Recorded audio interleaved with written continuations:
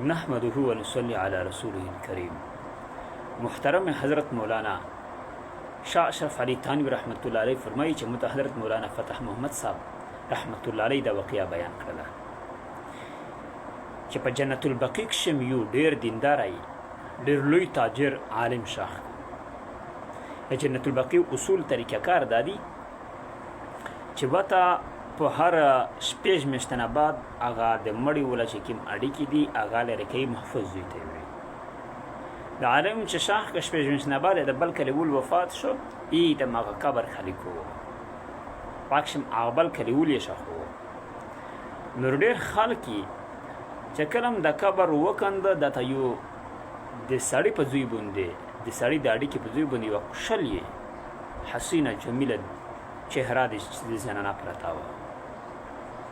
په دغه مجلس چې په دغه خلک یو فرانسای هو چې عام مسلمون و دې فرانس ولا مسلمون و ویل چې دا خو د میج د کلی عیسائی جل کې دې خاندان عیسایون دي ټول او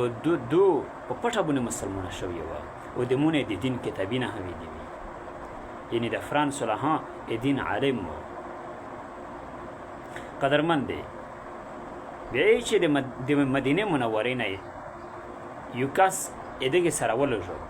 چې مړه کې تاسو فرانس ته لور شي ا د عیسائی جل کې چې مړه شوی د پټه باندې ایمان وروړی و یګي قبر وکس فرانس ته چې کله لوړل دغه جل کې د پلور د مور نه اجازه ته وخت یاره میجا د توسه د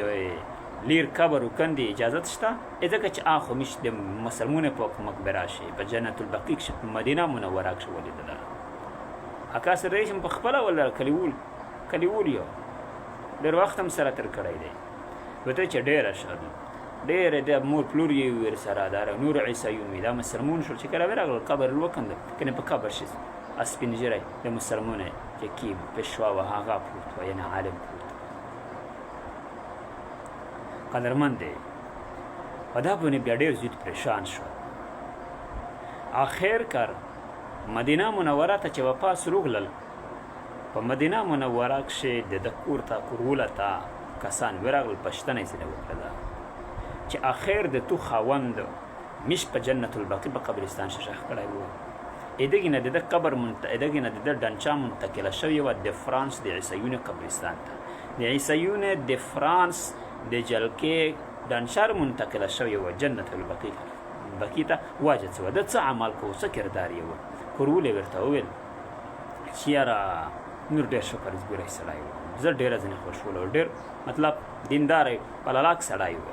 خو دا و چې کله مشکل سره ملاو شو جمعه مکړه بیو دو چې د عیسایونو څخه شلای دین دی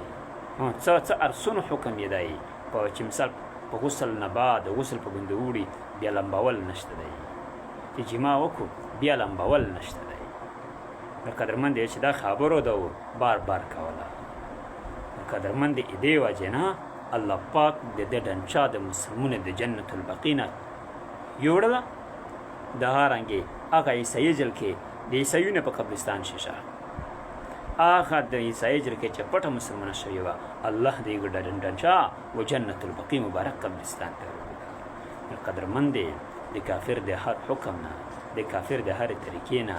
د کافر د هر رسم او رواج نه نفرت کوي د اسلام الله فرمایي رضیت لكم الاسلام دینا د دین اسلام مو د توسه پورا بهترین دین وګرځو قدرمند الله پاک جل جلاله دا د اسلام د هر حکم سره محبت دی د کافر د مشابهت نه همیشه الله کرت کوي وما علينا الا البلاغ